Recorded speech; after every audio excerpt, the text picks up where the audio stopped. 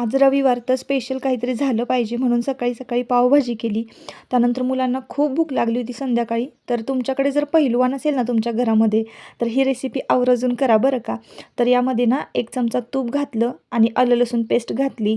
ती छान परतली. उभा चिरलेला जाडसर कांदा घातलेला आहे. त्यानंतर बारीक कांदा घातला चिरलेला आणि हे सगळं परतून घ्यायचं. लक्षात असू द्या ही रेसिपी करताना ना जाड चिरलेला कांदा आधी घालायचा, तो परतवून मऊ करून घ्यायचा आणि त्यानंतर बारीक चिरलेला कांदा घालायचा. त्यानंतर यामध्ये 1 चमचा हळद पावडर घालायची.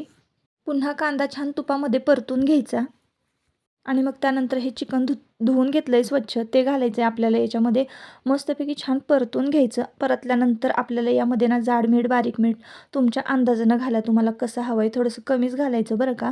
आणि मग त्यानंतर पुन्हा एकदा छान परतून घ्यायचं आणि हे चिकन ना आपल्याला फक्त मिठाच्या पानावर शिजवायचं आहे. म्हणजे त्याची टेस्ट ना खूप छान लागते बरं का. आणि शिट्टी वगैरे काही काढायची नाही. फक्त 15 मिनटं झाकण ठेवून द्यायचं आहे आणि शिजवायला ठेवायचं आहे.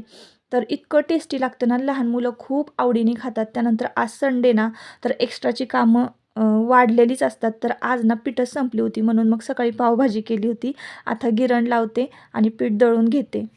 तर 10 ते 15 मिनिटात बघा चिकन कसं शिजलेलं आहे. तर तुम्ही म्हणाल, की "हे तू काही चुलीवर वगैरे भाजलं आहे का?" तर खूप जण मला म्हणतात, की चुलीवर भाजल्यासारखं दिसतं हे चिकन आणि माझ्या मुलाला हे खूप आवडतं बरं का. तर बघा ना कसं भाजलं एकदम मस्त आणि ग्रेव्ही पण खूप छान लागते बरं का. आलं लसूण पेस्ट आणि कांदा तर खायला त्यातला खूप भारी लागतो.